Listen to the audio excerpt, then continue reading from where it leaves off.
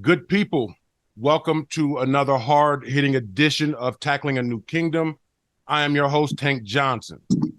Today on the show, we've got one of my 2004 draft classmates, a third-round pick of the Arizona Cardinals, a 11, 12-year NFL veteran, depending on who you ask.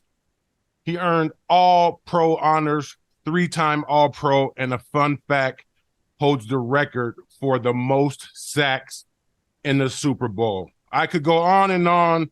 Some call him Darnell. I call him Doc. Millions of women on the internet call him TTP, Thirst Trap Poppy. Introducing my dog, Darnell Dockett. Dockett, how you doing, dog? Man, I'm doing good, man. How you doing, man? How's everything going? Man, I'm just so glad that I got to catch up with you, man. Like with the combine season here, I just been reminiscing on our 2004 experience. So on this show, as always, we're going to tackle things in three buckets. We're going to talk about something current, we're going to talk about something real, and we're going to talk about something controversial. And on today, talking about something real, I want to know what you remember about your experience from the 2004 Scouting Combine in Indianapolis. Tell me, what do you remember about that experience? Man, well, first of all, I mean, I can say what I want to say, right? This ain't no filter system. I Go could out, be do me. your thing, be yourself. All right. First of all, and you nervous as hell. You know, you have anxiety, you nervous because everyone is judging you based upon what you look like, what you run like, how you move, and all this BS. Right. But it's kind of like you can never measure a man's heart by drills and what they look like. You know what I'm saying? Yeah. So it's kind of like a shit show in a sense. It's kind of like a shit show. It's like, hey, you know, this is what I look like. Oh, guess what? I got muscles. I could do 225 40 times. And I have big legs and I have a six pack. But you play the game like a Twinkie, so it don't make a difference. So you nervous and you already know you're going to be prejudged. You don't want to make mistakes because every little thing you do, they magnify and want to make a big thing. You know, any little small thing you do, because the critics of the people who think they know the game, it's like, oh, he moved wrong. Oh, he can't remember. Oh, he do this and he can't do. Oh, he can't catch. He slow off the ball right here. And it's like everything they critique. They critique to try to find a lesser value within the person that you are. It's not like they come there and say, "Hey man, I believe in you. I believe you could be a top 5 pick. Come on, man, let's go. Give me your best energy." Oh, wait, hold on. You made a mistake right there. You got it. They're not coming to encourage you. They're coming to look for flaws. I mean, let's be honest. They're looking for flaws so they can write a story about you. Yes. You know what I'm saying? So your nervous is one, but people don't want to run because they feel like, well, if I run and I run a slow time, I'm not going to get drafted high. And I don't want to lift weights because if I lift and I don't lift the number, they're going to draft me. I did everything in the combine. I didn't hold back. I ran. I did everything. What you was going to see is what you was going to get. Rather, I ran a fast 40 or a medium 40. I did the 225. I went there, and the one thing about me through my entire career, even to this day, I went there to be Darnell Dockett. I didn't sugarcoat anything. I didn't duck no drills. I did what they asked me to do.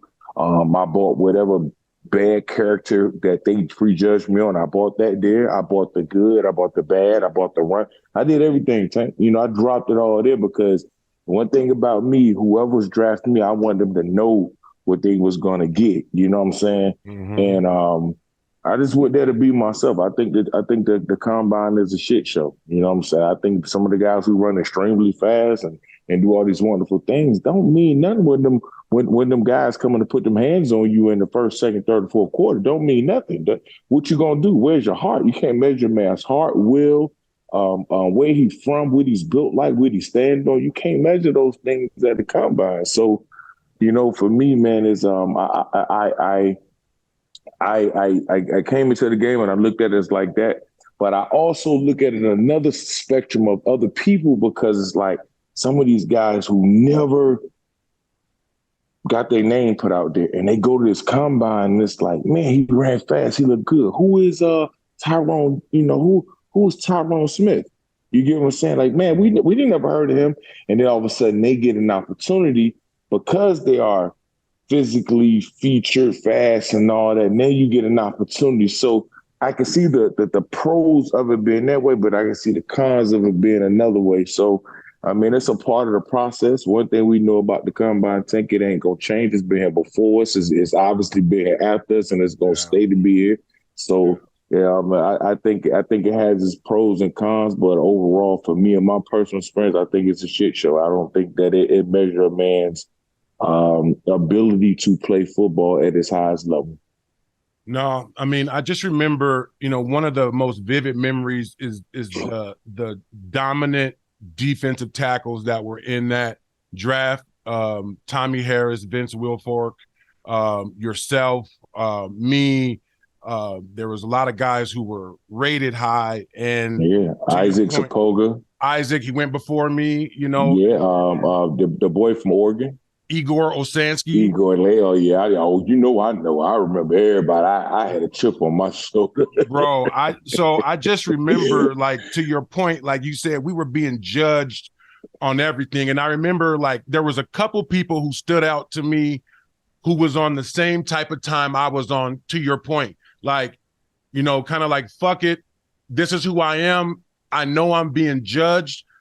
I'm going to be judged on me. And that was you, me, Vince Wilfork. I remember they had Vince Wilfork and they told him to stand on the stage with your hands like this. And Vince Wilfork, they told him to take his shirt off, and he didn't take his shirt off. He had a picture of his deceased parents on his necklace, and he just stood there. And I can imagine looking out in that audience as you're being judged and all that.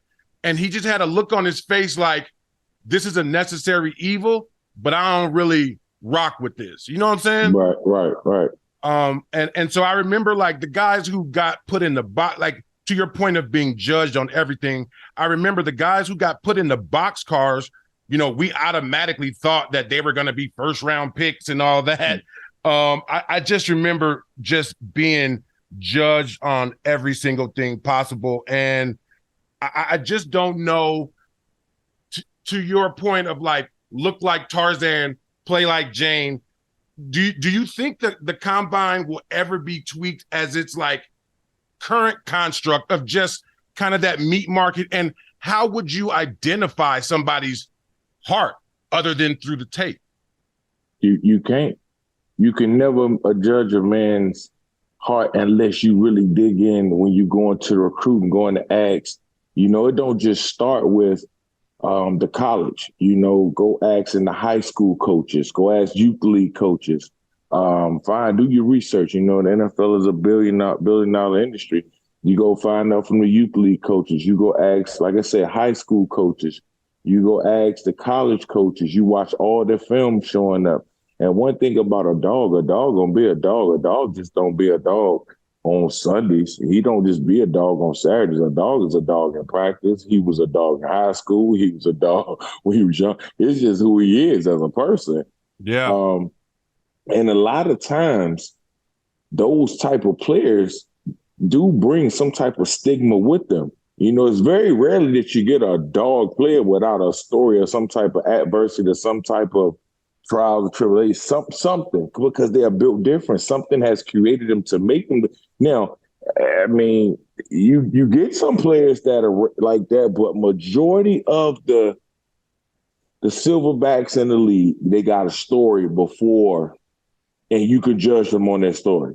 They just don't come straight out of shirt and tie and yes, sir, no, ma'am, I've never been in trouble. I've never been suspended. I never did this.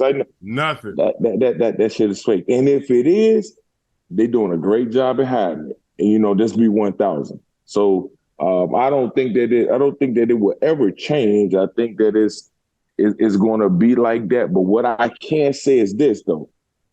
If you notice, a lot of these NFL teams, a lot of these recruiting staffs, a lot of these organizations are getting players to join the recruiting thing, to join scouting, because the coaches who never played football before, these assistant coaches who never played football before, they can't relate to certain players. So what they're doing now is saying, hey, Darnell, I wonder, can you help us get on the scouting? Why you want me? Oh, because you got a knack for watching for the dogs that we need. So every team now was starting to go get XX players so they know how to scout it, because if you go in and everything you say, we want a perfect collar guy who never got in trouble and never did anything and gonna do everything right. He's a hippie. Man, your team gonna be sorry as hell. You better go get you some kids some guys on your team with a little adversity, because they know how to figure it out when it's time to figure it out. No, that's real, and I see a lot of players transitioning into that space, but one of the sadder moments of the combine to me was guys finding out about medical illnesses or injuries that their college didn't tell them about. Speaking to that, right? And like, there was some guys there who had never given blood before until the combine. Right. So just imagine, the emotions that is going on with that. And I remember sitting next to a guy who he had some like irregular heartbeat, and he was being sent off to another hospital for examination. And can you talk about that? Like, in your groups, like, there was always those like moments that you was like, damn, dog. I mean, I really don't know what to say about it, or really don't have an opinion about it. I just feel like the NFL, man, is kind of like they looking for protection. You know what I'm saying? At the end of the day, they don't want to put themselves in a situation where a lawsuit can come by. It's like they put a guy on the field, they found out he had sickle cell. Oh no, something happened to him, and then that family come back and sue them. So in the defense of the NFL, I can see, like, look, let's just find out everything that's wrong with this person before we draft him, so we know we get ourselves into, because we know at the end of the day they're gonna be protected by the NFLPA, the families, the lawyers. So I can understand that sense. I'm just saying my point is that it's a part of the combine that no one really talks about, that small percentage of guys who finds out this or that happens, and it's just like, I just remember being real sad about that at the combine. But switching kind of gears to like the actual on the field workouts, one of the things that I noticed, bro, is that nervous energy is contagious. I saw so many guys in groups talking about they were nervous, they weren't ready, their muscles were tight. Did you experience any of that being around people where their nervousness was transferring to you? No, I went to Florida State. What that mean? What that mean? Hey, you show up, it's dog time. Like, practice, you get that out of your system as a freshman. You show up around talent, you competing around talent. It's 4 quarters, it's competitive. The game is harder than practice. So for me, when I transitioned to, rather I was going to the combine, the NFL, no matter what, I had already reached the highest point of like the work capacity. You know what I'm saying? Yeah. Like, I've seen it. Yeah. You know, I've had Mickey Andrews, I've had, John Gladden, I had Chuck Amato, Bobby Bowden. I went to 2 national championships. I knew coming in with a team full of All-Americans. I remember finishing top 5 in defense every year. You know what I'm saying? So when you walk into Florida State at that time, that era, when I walked in there, I already knew. And I know, how I know that feeling, because that's the feeling I had when I walked in as a true freshman. Mm-hmm. And I'm looking over to guys like Peter Ward, Chris Winkie, you know what I'm saying, Lavernius Coles and Travis Meyer, Jamal Reynolds, 10th pick, Corey Simon, 9th pick. I'm looking at these people, and the work ethic is ridiculous. So I didn't have no choice but to keep up or get out of there. You know what I'm saying? So it's a part about what program you go into that could get that gives you that nervous energy. Like for an example, it would be very surprised for me to see some kids like from Alabama that are going with that nervous energy. How? It'd be very surprising to me to see because not played with, but Kirby Smart was was an assistant defensive back coach at my school. Mm-hmm. So I know how Kirby Smart is at Georgia. So it'd be really hard for me to say, oh, I bet them kids from Georgia, when they show up, ain't nothing nervous about them because they have already been through the fire. Now, if you come from one of them prima donna football programs who's been hiding behind certain things, I expect you to feel a little nervous. You know what I'm saying? If you ain't been grinding like you supposed to really put out, yeah. But you got to think in those big schools, man, you already been battle tested. You like, dog, you nervous for what? You know, think about when you show up as a rookie and you get ready to do the conditioning test, and they say, yeah, we got 15 110s. That's 1,500 to your. Okay, but if you went to Florida State and they tell you, yeah, for every touchdown that you give up, that's 7 points. That means we're going to run 750-yard sprints for every point, and you give up 21 points to Wake Forest, and you're the number one defense in the country. So not only are we going to do 21 150s, we're going to do our other conditioning we're supposed to do too, and we're going to run off the pissed off fact that we just gave up 21 points, which is another 5. And this is week in, week out. So when you show up at a conditioning test and they say, yeah, we got 15 110, you're like, that's all? That's it? Oh man, come on, man. Let me drink a Gatorade, man. Let's get this over with. You know what I'm saying? No, that's a great point you make, because I played for the great Randy Hart at the University of Washington, and those bag drills that we did at the combine, I did them every day for 3 years. We had the hardest individual period, and it was exactly what we did at the combine. Like, I mean, in and out the bags, over serpentine. Bro, I remember. And so to your point, I was just like, this is just repetition. And I saw so many guys like, oh shit. And one of the funniest things in the world to me was Nike and Reebok was giving everybody all them free shoes, and all them boys put on them brand new shoes for the first time and had never ran in them and was fouling in the bag drills.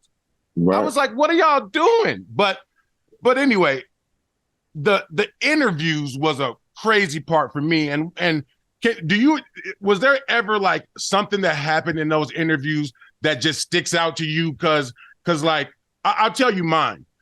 I remember at the end of every meeting, they asked me, hey, are you going to run tomorrow? And I said, yes. And they said, what do you hope to run? Now, the whole winter, I hadn't run slower than a 4.72, right? So I was just like, I hope to run under a 4.8. I got laughed out of every room, Doc. And they was like, oh, 4.8 at 3.06? Oh, well, we'll be there to see it. So that was kind of like the thing that kind of was stuck in the back of my mind. Was there anything that happened in the interviews that you was just like, well, what the hell is y'all on, man? I'm sure I think the big well, for me, my mom got shot and killed when I was 13, and my dad died 4 months later, and I grew up into that environment in Atlanta where it was kind of like a lot of street gangs and all that. I more so got asked about my history and character than verse things. And then when I was at Florida State, they questioned my character because I had that quick, I'll snap on you attitude. So to me, it wasn't the football questions. It was more, so if we draft you, how do we know your character? How you know you're not gonna, do X, Y, Z? And I remember but that's the thing that sticks out to you, right? And I remember the Green Bay Packers coach at that time. His name was Sherman, something like that. And I remember sitting down with him, and we had this conversation. He said, "Man, how can I trust you? Give me a reason I trust you." I said, "Well, I think trust is built on loyalty and communication." I said, but what you can believe is that I'm gonna play my ass off. And it was kind of like he was questioning me about my troubled past. Mm-hmm. And I just figured like, oh, okay, so I get it. So basically I'm gonna get judged by the things I've been through. I'm not getting judged on me being a football player and me just coming to give my best. I'm being judged on shit that traumatized and came in my life that I didn't ask for. So I said, okay, so I can see how this shit gonna go. And it started to irritate me to the point where it was like, I know you're not gonna draft me. I get it. You're gonna judge me on my past. You think that I'm this guy. You think that I'm a product of the environment. That to me what stood out the most is like, damn, I'm really getting judged on my past. And just the FY to put out there for everybody, I've never been arrested in the league. I never got in trouble in the league. I've never failed a drug test in the league. I've been a captain of a football team 7 years in a row.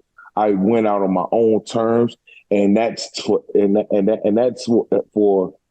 that is for every guy who passed me up, and people that you can't judge someone based upon their past, because I was a prototype of doing everything that I'm supposed to do. I never got in any trouble. Right. But you wanted to put that stigma on me.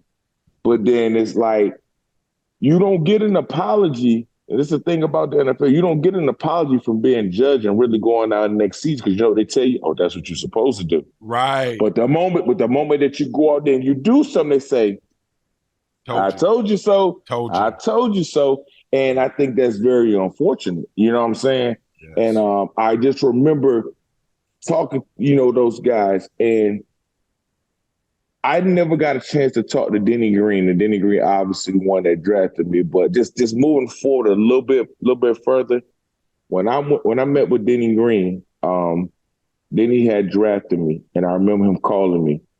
And I got drafted, third round. I was very disappointed. And the reason I'm saying this is because this was what to me what the NFL is all about. With the good coaches. I'm not gonna say everybody, but I'm gonna say with certain coaches, certain relationships, it's solid. Then he drafted me, and I remember talking to him on the phone. He said, Darnell, welcome to Arizona. He said, you ready? I said, yeah, coach, I'm ready. He said, I believe in you, and everything that you've been through. It's your time.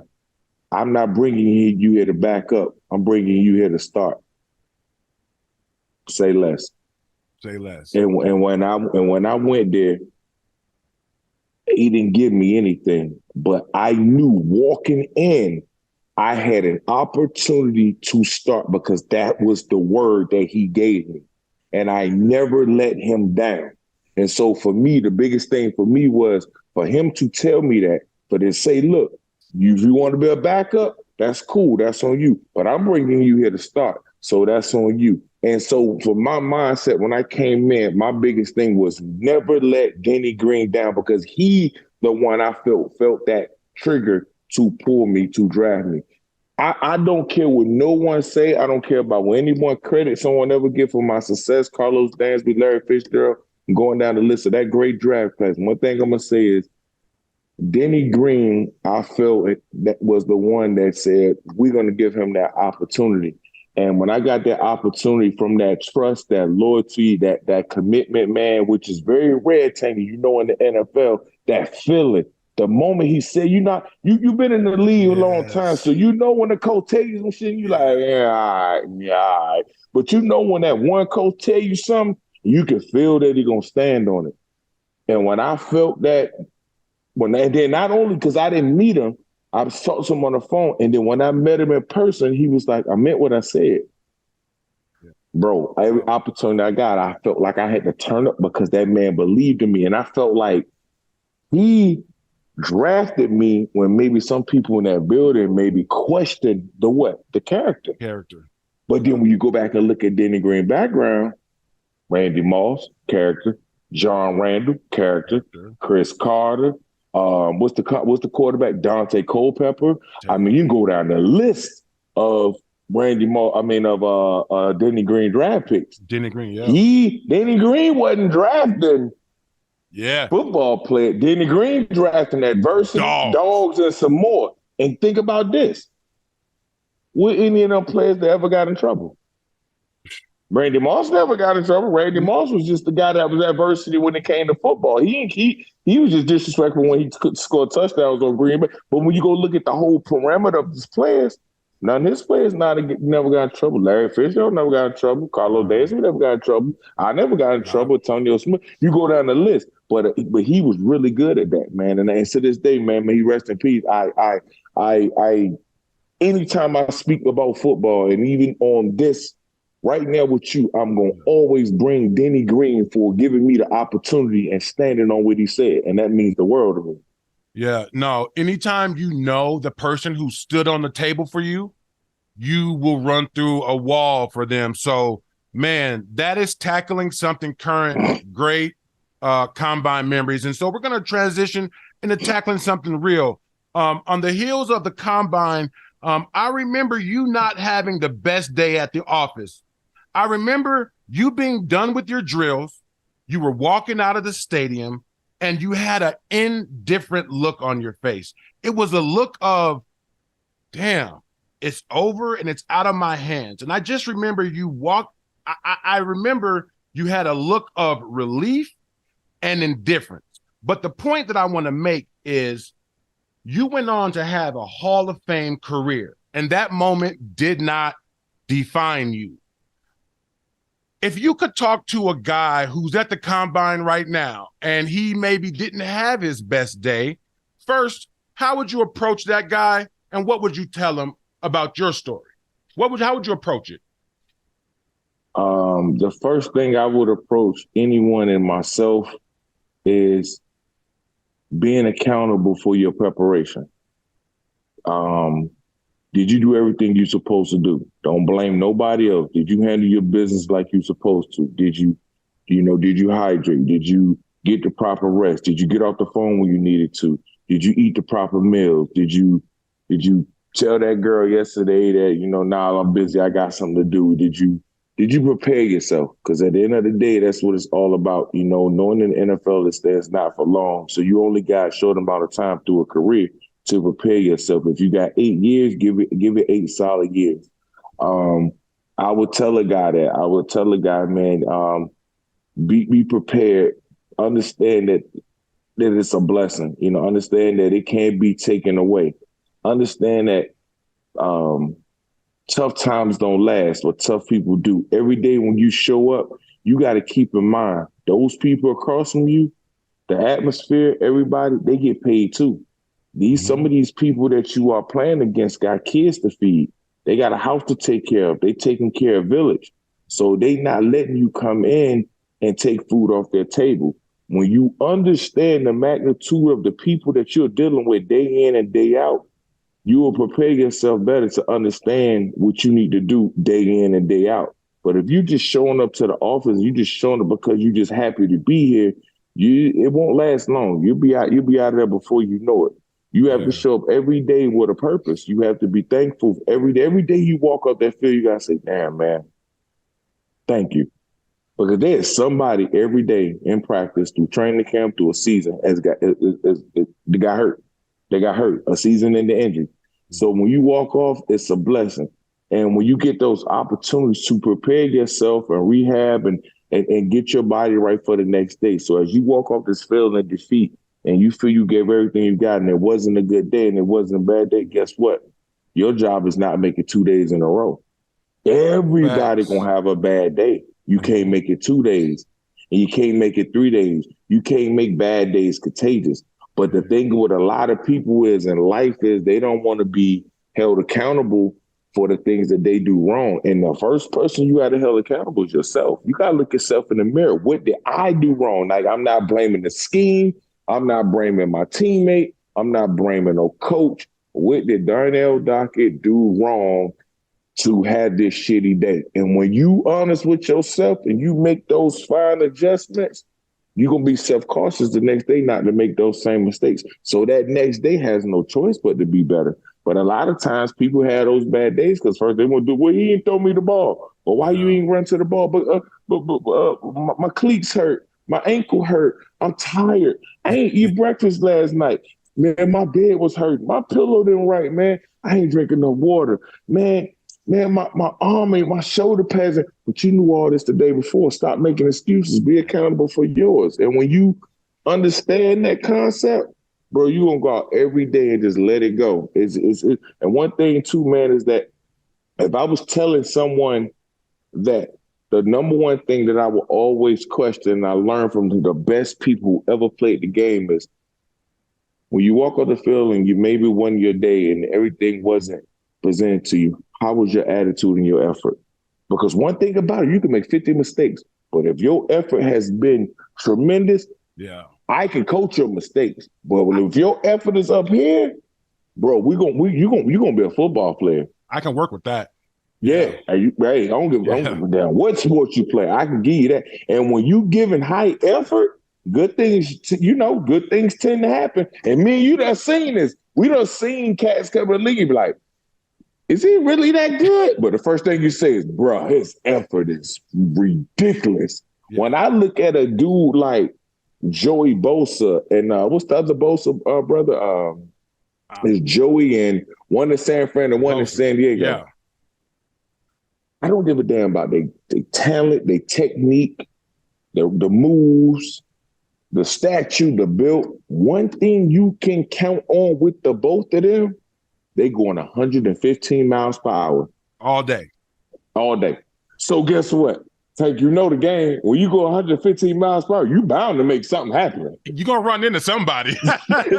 Somebody you going to run into. Yeah. So, and again, that's the one thing I would tell my younger self. I would tell a younger Tank. I would tell someone walking off their field, give 110%. Even if you make a mistake, you going to make something happen. No, that's so funny that you say that. And like, you know, the one thing that I used to love about watching your film is because I'm a dog lover, like a real dogs, right? Mm-hmm. And whenever I used to go pick my dogs out of like a kennel, I wanted the dirtiest dog in the kennel. And after every game, your uniform was the dirtiest. You was the dirtiest dog in the kennel. Talk about how much you prided yourself on just always being that, having that effort. I mean, because if you think about it, dog, like, would you have 3.5 sacks in the Super Bowl? Yeah. Man, like, they had 2 weeks to stop you, and you still hold the all-time record for sacks in the. What was it about being the dirtiest dog in the kennel that just Dockett just loved it? Tank, it wasn't supposed to be my life. You know what I'm saying? Football wasn't handed me. Football was never my dream. Like a lot of times, football was some of these kids' dreams growing up. Football was not my dream. Football was my way out. When I went to high school and started playing football, Tank, I quit football. I didn't want to play football. The reason I played football is because one of the linemen on the team was a big bully, and when I wanted to fight him, I couldn't fight him. And one of the coaches said, you know, if he plays football and if you go play football, you get to fight him every day. Sign me up. Say less. That was my opportunity to let go so much hurt and frustration of things that transpired in my life growing up.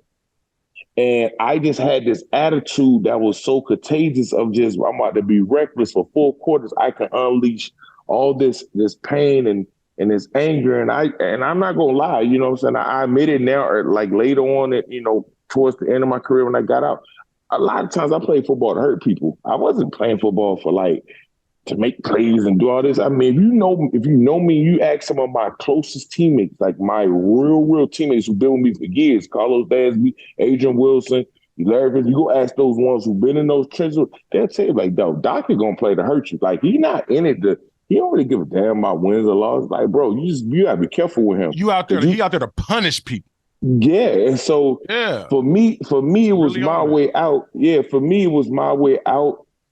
And I just gave effort. I just wanted to be, and then when you start to get the love of the game, you just wanted to be so passionate about it. And I think the biggest thing with me, man, is I knew it wasn't gonna last so long.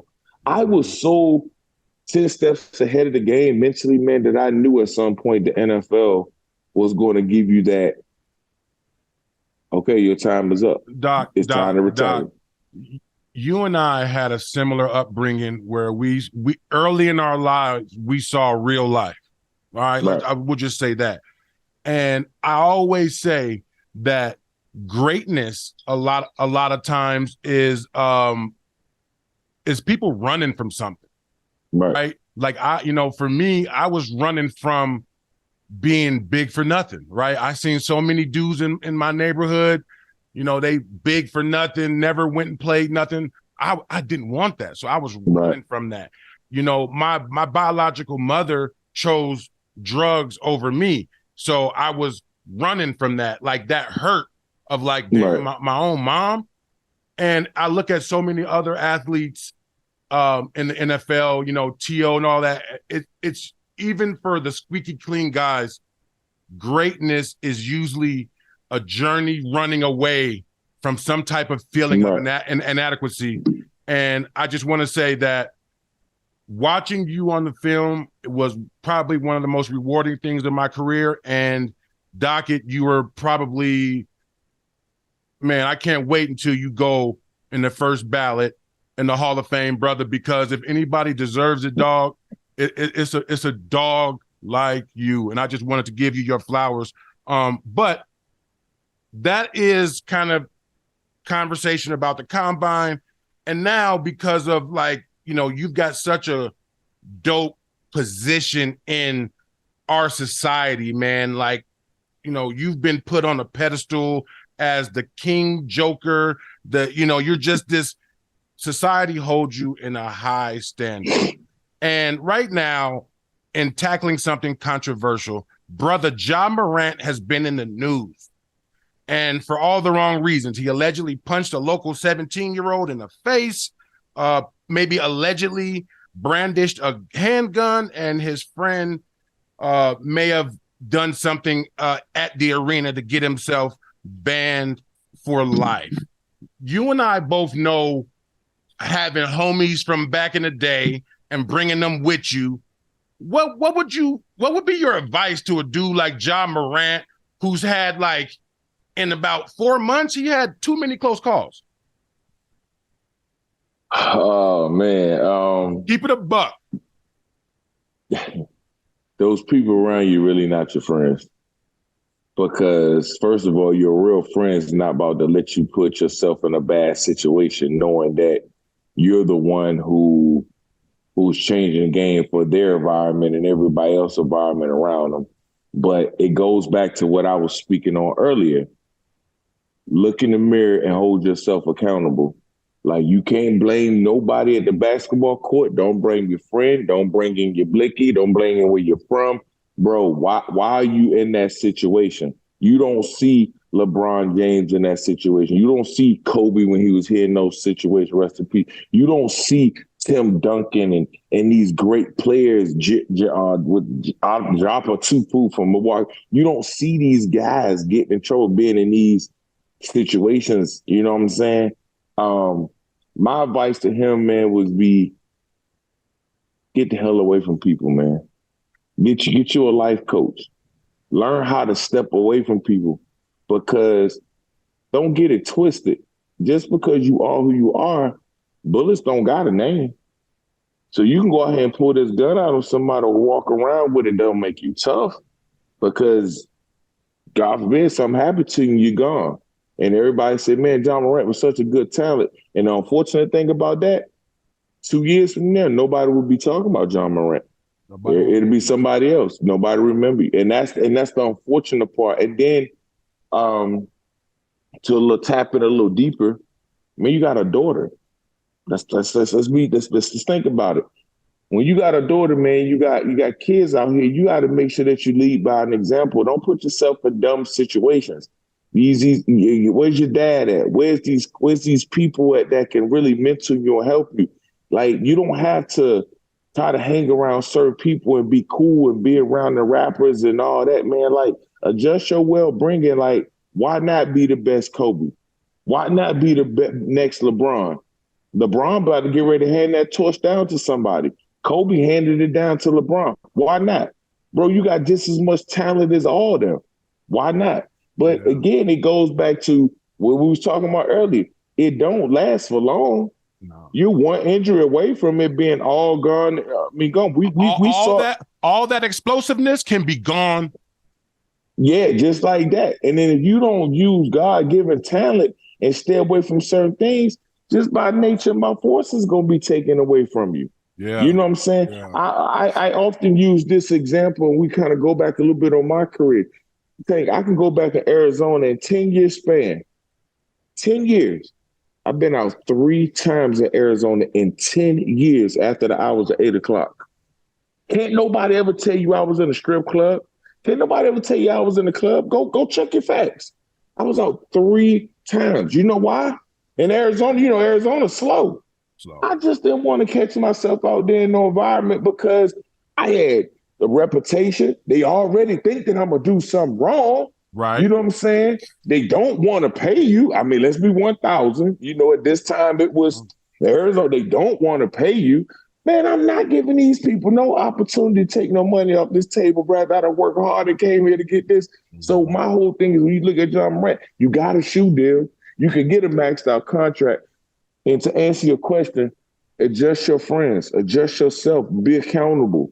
Yes. Start holding yourself at a high standard. Yes. You know what I'm saying? You go out here, and the thing is, you go out here and smack an 11-year-old. My son, 13, John Morant, smack my son. you get what I'm saying? You see what I'm saying? You're going to smack the wrong one. Yeah, that's all I'm saying. Like, bro, come on, think about it. And that's no disrespect because that's the same thing like this. The same thing. Let's talk about it like this. These dudes, this generation is so crazy. What happened if somebody go smack John Morant's daughter?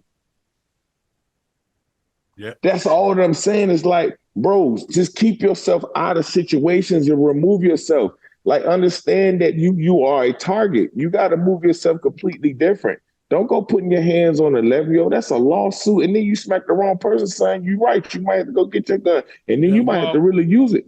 Well, so when he was playing some type of pickup, the dude that he got into it with was 17. The other kid that was there was 11. Pause right there. Now, hold on. I don't want to cut you off. Nope. Go ahead. Why are you even playing with a random 17-year-old when you an all-star? Okay. I don't even care. I'm going to tell you why. So this 17-year-old kid is like a phenom high school, like Austin Rivers was when his dad was the coach for the Celtics. Austin Rivers was playing with, he got into it in high school with KG playing at the arena. So I'm just saying that's how it happened. Okay. But my whole thing is, even with that, why are you having like some type of transition of bumping heads with a person when you know that people gonna come at your head because they want to make a name out of you? So you got to understand that, keep a level head. You choose to go in that environment. So then you got a younger kid who's like, oh, this is my opportunity. So they gonna do everything they can to get at you. Think about this, Tank. Let's go back and you in college. Right. And you got an opportunity to go against a Walter Jones in the league. Now, he already supposed to dog you. Off top. Off top. So if he dog you, then he just did what he's supposed to do. At the end of the day, he's older, he's bigger, he's stronger, etc. It's a lose-lose situation. Exactly. So you go in there, you find yourself like, oh, yeah, I'm about to do something real crazy. So we do something real crazy so then he get mad. But you done made him look bad. But at the end of the day, you trying to get that name out there. You know what I'm saying? You got to understand that situation. When you felt the need that it was getting a little bit out of hand, all right, bro, I'm gonna give you the ball, man. Look, man, I'm gonna go ahead and walk away from it because don't fall for it. Yeah, come on, bro. You got to understand. You know how many people in neighborhoods or local areas have called out Kobe, LeBron, and everybody, how many times they done played in these Rucker leagues and all this other stuff. You just got to be able to control yourself, man. But even with everything going on, Supposedly, allegedly, going to get a gun, that's a no-no. For two, don't put your hands on somebody, no-no. And for three, bro, get you some real solid friends that's going to protect you from when your real friends see certain things transpire, they're going to get up out their chest and say, nah, hey, come on, John, let's go, man. We're like, we need to get out of here. You ain't got to be no punk, but at the end of the day, we got bigger fish to fry. That's it. And your real friends going to say, man, you know what, you're right. When I go back and look at that kid from Oakland who wrecked the car and killed somebody, what's his name? The receiver. Yeah, the receiver. Henry Ruggs. Right? Okay. The first thing I say is, where was his friends? Where was those people that you was drinking with? Tank, I'd have been to clubs in D.C. I never drove. When I was playing, bro, I had the Bentleys, Rolls-Royce, I had all that shit. I never drove it. When I come from a club or an outing or a dinner, I never drove it. Where's your friends? So you don't have good friends. Man, good friends, man. If I'm your friend and I'm not playing Tank and I see you maybe had a couple drinks, Tank, you're not driving. Yeah. Man, let me drive, man. Give me my keys. Man, I'm going to take your keys and take off running. Well, fight me later, but you ain't getting in the car. But you know, now, you remember that first time when you was in 2004, I don't know, when you bought your first car. Now, you was like, somebody's like, let me drive. You're like, no, I got it. Because you were so used to that. And I'm not saying you, I'm just saying like the mind of a 21-year-old is not all the way developed. And he had like that new Corvette.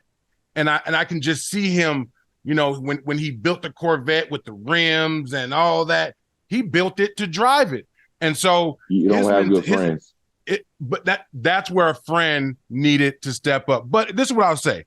My career was marred by the type of thing that Ja Morant is being introduced to, where I tried to save all of my homies that I grew up with, bring them along with me. And it was my fault that I let some of them reflect badly on me. It was ultimately my fault. So, yeah, man, I appreciate. Well, here's the question. Do you have any guilt associated with leaving folks behind? Hell no. Not even a little bit. No, I'll leave my grandma behind. At 23, did you? Never. Bro, I can show you family members I cut off when I got drafted, when I was in college, close family members that I just wasn't dealing with. I ain't got no best friends. Who were my best friends I left behind? One wasn't doing nothing. One was a gang member. I mean, I got family members as gang members now. When I go to the city of Atlanta, I don't even go see. I FaceTime, and I'm okay. Yeah, and I don't need to go over there. Hey, dog, why you coming up for what? I don't need to go over there. I'm good. Man, you got to come hang out in the hood, man. That's where you from. You're right. That's where I was from. I don't need to go back. I like staying in a Ritz-Carlton five-star hotel and let these people come rub my feet and eat the croissant with the orange juice. I don't want to go there and have to look over my shoulder every 5 minutes. And when you come to that thing of leaving people behind, you're not just leaving people behind, you leaving opportunities from behind that can hurt you and harm you too. That's the thing. Like, you got to walk away from people and opportunities, man, and situations that can harm you. Like, I truly believe you can walk a positive life and just avoid a lot of things. Mm-hmm. Naturally, things are going to be behind you in the front of your range that can just kind of drill you in and make you get into trouble. But if you know that there's a chance something can happen to the right, why would you go over there? It don't make no sense. Now I'm good. I'm going to go to the left. I'm going to go to the left. If I go to the right and make this U-turn, and I know they be having shootouts over there, but if I go to this left, I know that the chances are slim. Why not go to the left? I'm okay. When you secure who you are, you know who you are, you know your value, and you know you got kids and you want to live life. A lot of these people don't want to live life, Tank. Nah. I just hit 40, man. I love it here. Okay? I love it. My son just told me today, man, he said, come on, old man, you got to push it. I said, thank you. Call me old. I love it here. Yes. I want to see 50. I want to see 60. I want to see 70. I'm working out right now, bro. I'm in the gym. I'm benching 400 pounds. I'm doing 20 miles on the Peloton. I love it here. I don't want to put my life in no harm's danger, man, and blow opportunities. And everybody said, man, Dockett was a good football player. Yeah, Dockett was a good dude. Man, he was a dog football player. Now let me tell my own story at 60. Yeah. You know what I'm saying? Let me give me my flowers while I'm here. You know what I'm saying? So needless to say, man, is that everybody got to take accountability, value of their life, man, and try to make the best decisions. I know sometimes things are just so unfortunate, but there's a lot of times, man, we put ourselves in situations that we know that may not be good for us for the moment, and we think that it can't happen to us when it can happen to us. And if I was speaking to guys in the NFL, if anybody in the NFL on life was watching this right now, but just try to avoid yourself from people, personality disorder, narcissists, and manipulating people and bad energies, man. And try to meditate and just ease your way from a lot of people, man. So you can leave people behind, and it's okay to leave people behind. It's okay to take your own space, because when you gone from here, man, you the only one laying in the casket, bro. Try to treat people good and just move forward. Like, I don't want to deal with you. I'm okay. I wake up every day, Tank, and I cut my phone off. I meditate, little things about me personal, man. And I think it's very important. I share this with people in the NFL because I talk to people all the time. It's like, I make time for myself. I've given the game of football all my life since I was 13 years old. I make time for myself. I get up in the morning. I don't cut my phone on. I mean, you notice me, you've been having a long thing about the Instagram. I haven't been on Instagram in a long time, bro. I'm not going to wrap my mind around Instagram, checking DMs. Ain't nothing on Instagram, but you find yourself an hour swiping. Bro, I got the things I want to do in life. I have a list of things every morning that I wake up and do. I wake up, I juice. I wake up, I do workouts. I check investments deals. I check on houses. I check on properties. I check on all these things, my kids, etc., certain things to grow. And then once it hit about 11, 12 o'clock, okay, let me tap in with my friends and everything else. But not before 12 o'clock when I make my time. That's my time. I owe it to myself. Think about how long you played football. When you got up from 6 in the morning and you went to bed at 9 at night, how much time have you gave football and your teammates? Numerous of years that you can't get back. I could never. So you need to start making time for yourself. And I tell it to all my NFL guys, and that's why a lot of these guys, when they don't make time for themselves and healing and transitioning and learning their brain and putting the right foods in their body, and then they go out and they do something crazy, and the first thing we do as football players, they catch us, oh my God, he got CTE. Oh, another football player, he got CTE. Right. You ain't taking no time for yourself. No, I do believe in being deliberate about your piece. Yes, one of the things important. I've got a room in my house that I literally painted the walls black. I've got just some things that give me good energy, and I spend some time in there. So, but to wrap up, controversial, bottom line for Ja Morant is your friends can and will cost you your reputation that no dunk or jump shot can correct. Rapid fire, we're going to get you out of here on this. Who is the best college offensive lineman you played? Best college offensive lineman I played. Oh man, shit. Mm-hmm. Somebody that you was like, you know what? I'm gonna have to at least wear a mouthpiece for a couple quarters.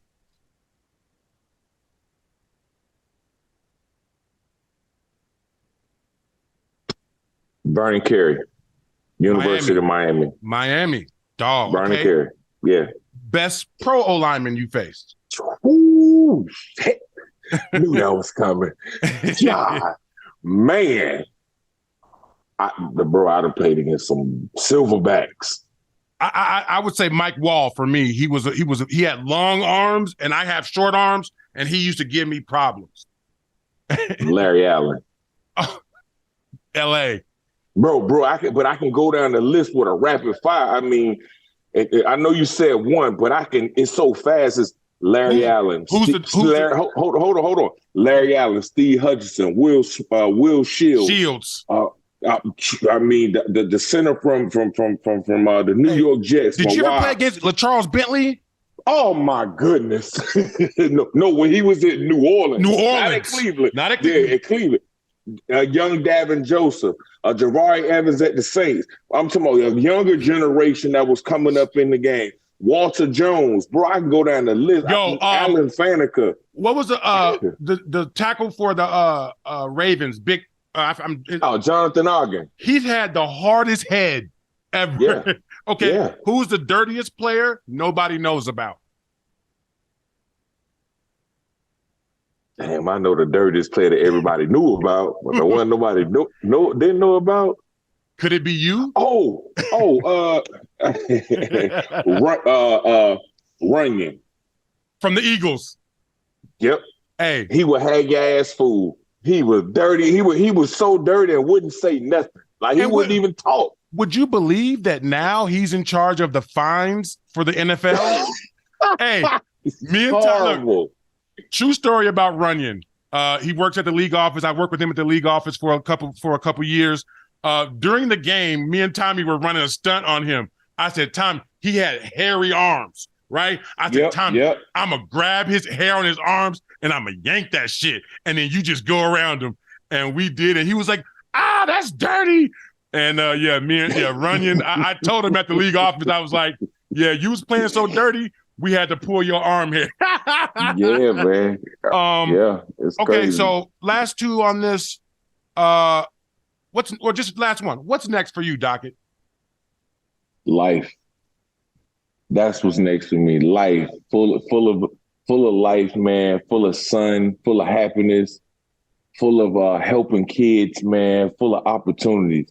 I don't live my life in a bubble and say what's one thing, what's next, man. Life. And when I say life, I speak in abundance of happiness and joyful and leading people on and just helping people, man, encouraging people and giving people opportunity and being that person, man, that checks on everybody and making sure everybody's okay, giving love, man, and catching people at their darkest moments and being able to show them like, yo, it's going to be all right. Grab my hand. I got you. Come on. Let me show you a way. Let me get you up out of here.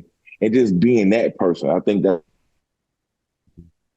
be happy, man. There's no one thing. I don't wake up every day. I don't chase money. I don't chase opportunities. I don't chase goals. I'm not trying to be the next head coach. I'm not trying to be the coach over here.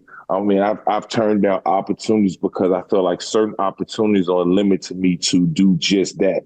I don't want to be a coach and the only thing I'm doing is coaching kids. I want to be able to coach kids, help people on the street, help the homeless, help shelters, help people that's on drugs, helping people that can't do this and can't do. Like, bro, I speak life. So for me, man, it's just walking around and man, and just giving life to people, man. Whatever my calling is, pray on and I keep it moving. And whatever that is, so at this point, man, I don't really have a guidance and say, oh, it's going to be this right here. This is my next calling.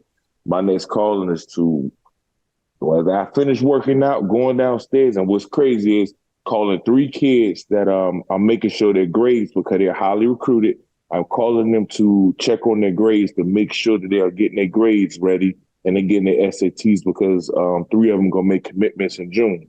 So I'm calling to check on their schoolwork. I don't give a shit about your accolades. Did you do your schoolwork? Do you need help? Do you need a tutor? Because this is important. Once I know you got that, I move on. And then after that, it'd be going to help my daughter with her dance thing. So it's like helping everybody around me.